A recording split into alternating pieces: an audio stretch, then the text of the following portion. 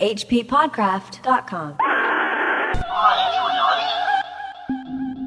Hello, ladies and gentlemen. Welcome to the H.P. Lovecraft Literary Podcast bonus content show for August. I'm Chad Pfeiffer. And I'm Chris Lackey. This week we're going to do a little show that I call Strategies. Strategies. Chris and I will pose different hypothetical scenarios and then talk through the strategies we each would use to deal with said scenarios. Mm-hmm. It's pretty much as simple as that. Yep. And we encourage folks at home to play along in our Patreon comments section. We've just come up with some different questions. Neither of us has really thought these things through. Nope. Which will become apparent as we go. Yep. But first, let's meet our contestants. Chris Lackey, originally from Illinois, says here on my card, I found the photos. I'm leaving you. Don't try to contact me. Oh, sorry. That's a note from my wife. Contestant card. She's always leaving me little notes, you know. Forget about that. Let's get on with the show. First scenario. Okay. I'll pose this one. You're going to attend, this happens sometimes, you're going to attend a party by yourself. Yes. You only know the host. For whatever reason, you're going alone and you have to go. Okay. The host is the only person you know. So how do you deal with a scenario like that? I go for the straightforward approach. I ask the host, hey, who here is cool? And the host will usually go, oh, you would like, Frank or Sally over there. She's really cool. They know what you're into, and then they would hook you up with a person that they like. In fact, I just went to a party this weekend that I was told, oh, you should go talk to this guy, Tom. You guys would have a lot in common. And we did. And he knew who Lovecraft was. Oh, so it turned out good. It did. That's such a scary situation for me. Yeah. So, Chad, how would you handle that situation? I have at times, found myself at a party where maybe it wasn't that I didn't know anybody, but there was nobody I really wanted to socialize with. And so I did the, phone call. It's not real. Oh, talking to somebody who's not really there. Yeah. And then, finish the call, look around, get a drink or eat a little something, and then get the hell out of there. I'm just bad in that situation. So the way you deal with it is by completely avoiding it. Completely avoiding it, not engaging with anybody. And then on the way home, I beat myself up for being such a loser. That's pretty much the way that I... Oh, wow. All right, here's another one. You're on a long train ride. Okay. And a crazy person has engaged with you. Oh. How do you deal with a situation like that? How long of it? Like an hour or like? You're going to be on the train for like 45 minutes, let's say. Okay, 45 minutes. Probably this person's going to talk to you the whole time. Usually, I would engage. I just kind of go ride the crazy train with them, and that's what I thought you'd say. And see what kind of stuff would be, what's going on with them and like what they're all about. Yeah. Poke them a bit, try to figure out where they're coming from, and if I agree with them, and if they've got any crazy ideas. I've tried the strategy where I'm like, hey, I got work to do or something. They keep talking to you, but I found that crazy people, it's like a one-way street. They don't want to know anything about you. Oh no, for the most part, right? So I'll not out crazy them, but I'll say things that don't make sense, and they get frustrated fast. I've noticed. So whatever they say, I will respond in a totally inappropriate way. Not like in a gross way, but in a just this is not the right thing to say back to them. Okay, wait, hold on. Let me try this out on you. Okay, I'm a crazy person. Yeah. So what you don't understand, dude, is that aliens are controlling all of our civilization, and especially the Port Authority and the metro system. That's why I eat razor blades, especially disposable razor blades. I've had crazy people straight up get frustrated with me like a little kid, This guy's he's not listening to what I'm saying at all. I'm moving on. Oh, so it works as a deterrent. It does. Oh, absolutely. You get it works so fast to just be another crazy person in your own world. It's like I see the look of the recognition pass through the eyes. This person isn't going to listen to my crazy bullshit. They're crazy too. Yeah. I got to find somebody who's more receptive. Well, they don't. Obviously, the person doesn't think they're crazy. They think they know what they're talking about. Yeah, so they get frustrated. Exactly. Okay, I got one for you. You discover that a friend's wife is having an affair. Yes. Do you say something? Close friend? Okay, well, let's say just work acquaintance and then close friend. Do I say something? I think I would. Just a work acquaintance. I think I would just tip them off. Oh, man, that's a tough one because then they're going to feel like you participated in it, whether you're just being a nice guy or not. Oh, right, yeah. Like you're going to be a person I could see being angry with you if you were the one that told them. But I couldn't have it on my conscience, For me, it's none of my business. It's one of those, I would not get involved. You wouldn't get involved at all? If I walked in and saw his wife or her husband or his husband having sex with somebody else, and then I walked out of the room, I would be like, didn't see it, did not happen. Yeah, that's the tempting choice. I mean, there is always the, this is going to sort itself out.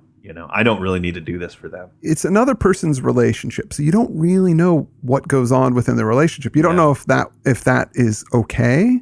Right. Like maybe they've got some kind of deal going and then you're kind of butting in someplace you couldn't. Or maybe this is like a one-time thing that this person did and it was a moment of passion and then they're going to, never do it again. Maybe it's unspoken. It's just, it feels like it's not my business. And to come in and to kind of rock somebody's boat like that for them, I just don't feel like I should do that. Is there something you want to tell me? Nope. All right, so here's another one. You're walking in the woods. You find an unmarked suitcase filled with $250,000 cash. Ooh, what do you do? There's no markings on this suitcase. Not that you can see, no. Or the cash, but for all you know, somebody's looking for this money. Oh, no. I would unfortunately, I would take it and go to the police and say, look, I found this case here with this money and this location. You would. If nobody shows up, can I keep it? Is it like mine then? No way. They wouldn't let you keep it. Why wouldn't they? Why would they let you keep it? I feel like if you took it to the police, they would have that right away. Give it to us and we'll find out where this came from. Yeah, but wouldn't they? Well, who cares? Anyway, I couldn't. Look, dude, I've seen No Country for Old Men. I know how that shit plays out. There'd be some like kind of tracking chip in the thing that I didn't see or something like that. Plus, it's just not my money. I found 20 quid on the ground at the local pub. And I took that into the bartender and said, look, I found this on the ground. Oh, look at you, Mr. Moneybags. I guess you can afford to do that. You probably lit a cigar with, you probably pulled out a bill and lit a cigar with it after you did that as well. Because I was thinking some poor chump lost 20 bucks. No, I would turn that in as well. 20. If it was 5, I'd keep it. If it was 10, I wouldn't even keep it if it was 5. I know what you're saying. In that scenario, I definitely turn it in. If it's $250,000, you know what I would do? I'd go to the thrift store and I'd buy like 5 other old suitcases. Uh-huh.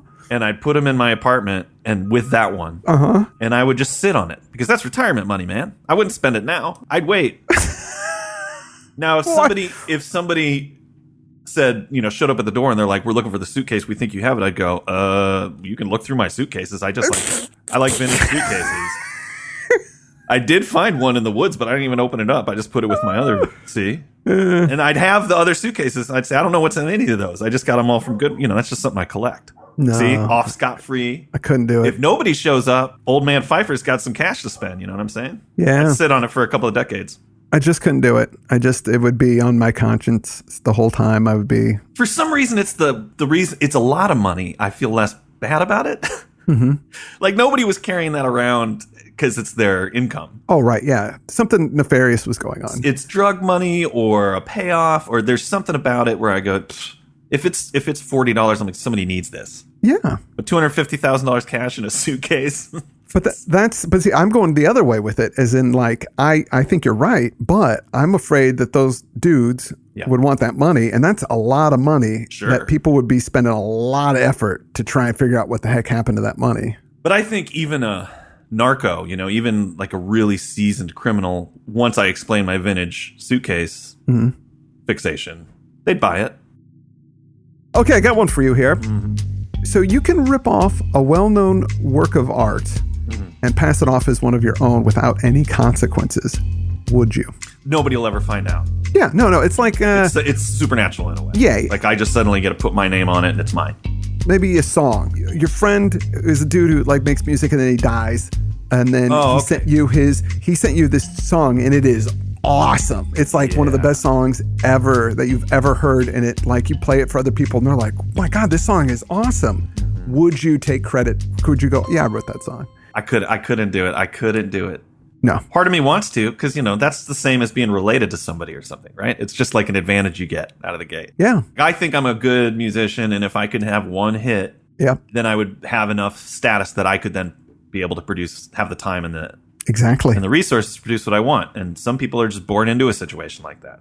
They get some magical pass that they didn't do themselves, and that's kind of what this would be, right? He's not going to know. Actually, maybe I would. No, I couldn't do it. With music, I think that it's a slightly different thing because there's lots of people that have done like one-hit wonders. They do one song, that's awesome, and the rest of their stuff is kind of eh. So it would be quite believable. But if it was like a painting or something like that, you can tell when it's somebody else that has done it. Even if you emulate their style in a way, it still won't quite. You'll get found out. But with music, I think you could, especially somebody that is already a musician, like it's an electronic song. I know what he sampled. In fact, you have all of his original files. Oh man, that would be tough.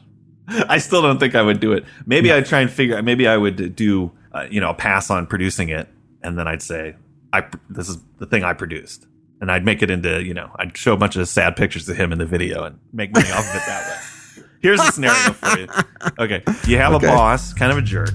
All right, it's a guy. He's in the conference room. A meeting is about to start. You're the first one there, and he's just going on and on, bloviating. He leans back in his chair, throws his arms behind him. You realize not only is his fly open, but a little of his penis is just like the mushroom cap has popped out a little bit. Do you say anything to it? Oh, but now, how big of a jerk is he? That's the question. Is he like just kind of full of himself a bit, or is he like a full-blown racist? He's the first part. You just don't like him. He's one of those guys that talks about sports and doesn't even check in with you to see if you're interested in it. He just goes on and on and on and on. And I would. He's a little lecherous towards the female staff, but you don't think that he's full on, done anything. I think I would tell him, but that would be a political motivation for me. Oh, to get you some advantage later. Yeah, he's watching out for me. He told me that my wiener was hanging out. What would you say? I would just, is this during the meeting so other people are around? Other people are about to come in the room. Oh, I would go, dude, your wiener's out. Straight, man. I don't think there's any job where I want a promotion bad enough to not let that happen. I would just be like, this guy's going to have his pee-pee out for everybody to see. There's no way I would tell him. Oh, boy, yeah. You would also be depriving all of your coworkers. Think about that. Those kind of fumes will keep you going for another year, man. Just talking I know. about the boss with his pee-pee out. God, yeah, that's true. Yeah, I don't know if I could do that. Now I'm looking at it the other way. I don't think I can deprive my coworkers of that gossip. Here's one. You're in line for a book signing. It's Jackie Chan. Oh, yes. Signing his book, I Am Jackie Chan. Now, you've gotten there early enough. You've only had to wait like a half hour. Sure. You got there. You're gradually moving up the line. It's a narrow bookstore. You were outside. Now you're on the inside. You can't jet off in any different direction. It's just kind of a narrow space. Sure. While you've been there, though, the line has grown around the block. Like if you were to go to the end of it, you're there for 3 hours. Oh, okay. So you're 2 people away from Jackie. He's smiling, he's signing, he's doing the chit chat. You try to sneak out a little fart because you think, I don't want to be gassy when I get up there. And you pooped your pants. Not a massive amount, but enough that it probably will pretty quickly become apparent to the folks around you. So do you go ahead and get the book signed? You're just about to get up to the table. Yeah. You do? Oh, yeah. You go to Jackie like, what's that? Who did that? Do you try and blame somebody else? No, you know what? I think I would go straight with. Well, first I would hope that he wouldn't smell it, but then if I could tell that he could smell it, and you're like, maybe I'll get away with this, and then as you step up one more, and there's one person in front of you, you go, oh man. If I could walk and I go, hey, Mr. Chan, I totally love it, and then I could see the look on his face, like he smells something real bad. You do see that look on his face. Okay, yeah. Then I would go, Mr. Chan, I've been waiting in line for a really long time, and I thought I just had a Trump, but what happened was I pooped my pants a bit. I'm sorry. Please just sign my book and I'll get the heck out of here. I love your work. That's how much I'm willing to do this in front of you. Wow. I thought about a bunch of different ways that you might react to that. In none of those scenarios did I imagine you got Jackie in on the thing. Mr. Chan, I pooped my pants, and I'm such an admirer of yours. I pooped my pants. That is great. What would you do? I think I'd just get it signed and get out of there as quick as possible. I might look askance at the person behind me, and do a little hand wave, like, what did this fucking asshole do? You know? So you try to pin it on the person behind you. For sure. I just have to hope that Jackie's razor sharp, senses are only that way in movies, and that he'll well, yeah, but see, I feel like if I try to blame it on somebody else, it wouldn't work. He would know, because once I left, the stink would go away. And so he would know when. Not right away, though. But he would eventually. And I want Jackie Chan knowing that I'm a man of honor. So I got one for you. Don Johnson shows up to Chateau Pfeiffer. And it's nighttime. Yeah. And he comes to the balcony. You're like, how did he get on my balcony? And he goes, I've got something I want to tell you. I'm a vampire. Oh my God. And I want you to walk the dark path with me. Do you accept? That's a tough one, man. And something I've considered before. Would I want to become a vampire? Oh Is it God. like of course, Vampire come on. Chronicles? Like I would be surprised by that. Like, actually, that's something I have considered. That's something I've considered my entire life. The fact that it's Don Johnson makes it even more appealing, too, because you hang out with him. We probably listen to some Phil Collins together. Do you have any questions about this? Like about the... Yeah, so it's Vampire Chronicles kind of vampire, or is it like Dracula kind of vampire? Oh, okay. Yeah, Dracula. Let's go with Vampire Chronicles, Anne Rice vampire. Okay, so you would become young, but you got to drink. You got to drink blood. You got to drink blood. You don't blood. ever get to see the sun again. No. But you get to live forever. You get to live forever, yeah. I think I'm taking that deal. Yeah. Because you can choose to drink blood of bad people if you want, right? I mean, that's something that kind of popped up later in those Anne Rice things, right? It's like, so Lestat was doing it to only evil people. Yeah. We didn't know that in an interview. Even then, that's crappy because it's like, you judge, jury, and execution. I mean, is this person just an addict? Why did they, it's kind of like when they kill henchmen in movies. Like, that guy just made a bad decision for a paycheck, They don't deserve to die just because they work for the kingpin. It's true. It's true. Yeah, I don't think that would be something I would do now with children, being a parent. Oh, right. But I think when I was younger, I think I totally would have done it. ONJ, Olivia Newton-John. Yes. She's out in the street. She's about to get hit by a truck. It's careening towards her. It's carrying dangerous radioactive material. Okay. The question isn't what would you do, because obviously you're going to save ONJ. Yes. You're going to push her out of the way. Without a doubt. In the crash, you get hit by the truck. Radioactive material spills out. Okay. You get the powers of Superman. What? Okay. I didn't see where that's going. Yeah. So what do you do with those powers? You now have flight, heat vision, invulnerability, ability to remove a mustache with CGI. You get all of those things. Wow. What do you do? See, this is I think I would become evil. Whoa, really? Yeah. I would start off with very good intentions, and then I think this would be one of those power corrupts situations where I would be going after people that are bad people that seem kind of untouchable for political reasons. Oh, right. Warlords in Africa, Kim Jong-un. I could liberate that country single-handedly. Right. But then what countries do I liberate after that, Yeah. And I would probably be pretty full of myself because I have this power to do things. I think I'd just get evil. I wouldn't want to.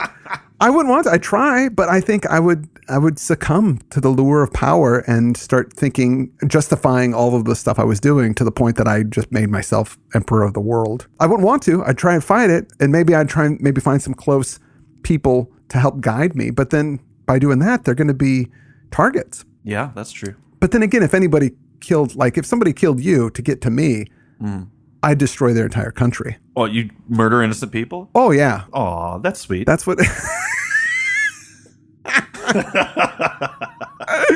Power corrupts? It does. Next question. You can save the life of a stranger, but as a result, you'll have a weirdly gigantic ass for the rest of your life. Do you do it? No. Nope. No? It's a stranger, right? I know that I saved someone's life, but I don't know who it is. Yeah. And I have this big butt forever? No. Okay, what if you knew who it was, as in after you did it, you got to see them and their family. So if you didn't do it, then you would have to hear about, this kid doesn't have a mother anymore because you didn't save her life. And if I knew who it was, then I would do it. If it's a complete stranger that you would never know anything about, you would say, no way. You know what the best scenario is there is that the person you save is Sir Mix-a-Lot and you get the big butt. So he's like, you saved my life and I'm super into your big butt. That's the only scenario where it works out for everybody. Boy, yeah, that's true. Here's a question for you. You're at a party with Matt Parisi. Yes. And Leonard Nimoy is there. This is before he passed away. Oh, my God. It's not zombie Leonard Nimoy. This is like Nimoy in his old man prime. He's wearing a kimono. God. He's hanging out. Maybe showing off his photography. Maybe it's an opening. It's exactly what it is. It's a gallery opening. Yes. Nimoy's there. There's lots of naked women on the walls. Tastefully naked. Yes, of course. And Nimoy's there doing Nimoy stuff. He's the life of the party. He's doing magic tricks. And everyone is laughing, having a blast. Yeah. He does some close magic, and then he's got this top hat he's doing different things with. And he says, okay, for my final trick, I'm going to make 4 smoke-filled bubbles float out of my magic top hat. Oh, okay. And he says to everybody, now pay attention, because nobody has ever been able to do that many smoke bubbles out of the top hat before. 4 is the limit, and I'm going to do it. But Barisi can do 5 smoke bubbles. You've seen Matt do it. You're confident he could reproduce that trick. And tonight he happens to be wearing his magic top hat. Oh, whoa. So what do you do? No, I don't. It's Nimoy. I'm not going to knock him down at his own party. No way, man. No? I would look at Matt. I'd give him a look and I'd give him a knowing nod. I know what you do, and I know you could do this, but don't ruin this for Nimoy. It's his night. It's his gallery opening. Let him have this. You're so kind. That is the right decision, I think. I think I would pimp Barisi out because the resulting scenario would be far too enjoyable. Because it would break his heart. If there's one person who doesn't want to embarrass Nimoy, it's Barisi. I know. But once I'd go, hey, this guy can do 5, and everybody'd get quiet. And I'd see Matt sweating. No, it's okay. I'm not going to do it. And Nimoy would say, if you can do 5, you should show us all. You know what? Maybe I'm underestimating Nimoy. Maybe Nimoy would be like, you know what? If you can do 5, that would be amazing. Let's see 5. And then he would be really gracious about it and be like, this guy could show me something. Even in my old age, I can learn something new.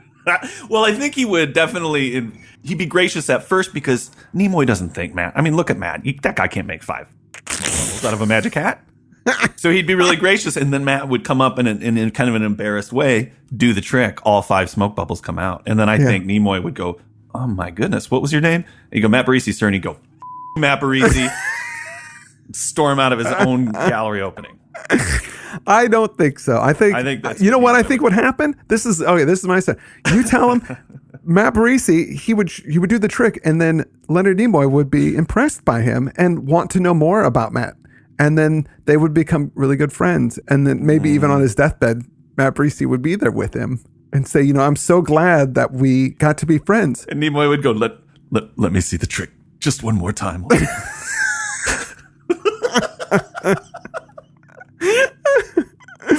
Okay, I got one for you. Here you go. This is George Lucas is going to make a new non-Disney Star Wars movie. Okay. Somehow he got the rights back. I don't know what's going on, and he wants you to be in it. Oh, this is like a competing Bond movie scenario, right? Like he's going to release one against theirs. Okay. Yeah, it's Star Wars, but it's not officially Star Wars. They call them laser swords, but it's a lightsaber. Yeah, it's George Lucas's Star conflicts. Yeah, exactly. Space battles. Okay. Space battles. But George Lucas is doing it, and everybody's all jazzed. They're like, okay, Lucas is coming back to the franchise. Well, not everybody, but some people are. I'm not. He's like, Pfeiffer, I love everything I've seen you in. You got great chemistry with people, I think. I want you to be in this. You're going to be Shroby Fun Gadobi, this character. Here's a script. Give it a read. Let me know what you think. You read it, and it sucks. It's terrible. Do you take the work? I'm in. Let's go. Even if it was terrible, I would have to do it. Sure. Yeah. I mean, you might, and it's a scenario too where people get on the internet and be like, "This just really abuse you too." Oh, I don't care. Yeah, that doesn't bother. Well, there's these people, like Daisy Ridley. She's just like, I just left Twitter. Yeah. And like, I don't even think about it anymore. And it's like, yeah, remember there was a whole world where Twitter didn't exist, and you don't have to read Twitter, and you don't have to read the mean things that people say about you. Yeah, that's true. You don't have to engage at all. So you engage. But like, I'm not an actor. For me to be in a movie would just be a fun thing. I'm not worried about my career as an actor. Exactly. It would just be a fun thing to do, and hang out with a bunch of people and get a laser sword and yeah, barring something that's truly tasteless, like in terms of violence or nudity, there's almost no film I wouldn't be in, even if you were getting paid for it. Yeah. No matter how terrible it was. Yeah. That's kind of a boring one, actually, because the truth is we'd both do it. Who would? Yeah. Okay, so here's a question. You could bring Lovecraft back for an hour. Oh, from his essential salts? Yeah, basically you get his essential salts, you bring him back, he's alive for an hour, you can ask him anything you want. He'll probably be a little freaked out for the first 15 minutes, but after that, you can have a good conversation. You can ask him about his personal life. He'll be compelled to talk to you. But to do this, you have to get into Swan Point Cemetery, you got to dig his body up, and you have to escape the cemetery with it.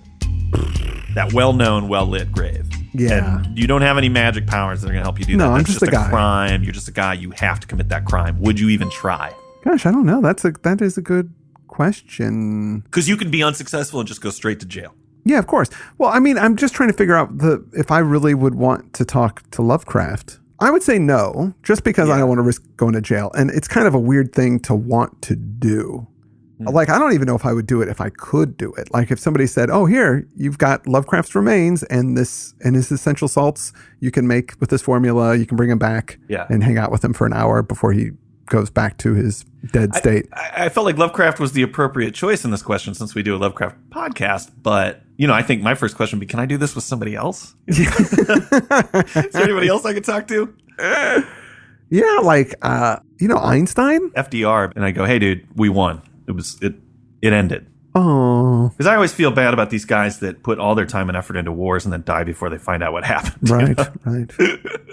So maybe I'd do that one. Oh, yeah. And then would you ask him about interring Japanese American citizens? He's gonna fall apart again. I don't want to bum him out. Yeah, that's a good one, actually. Hey, I just want to tell you this incredibly positive thing, but by the way, culture's changed and a lot of people think you're an asshole now. Bye.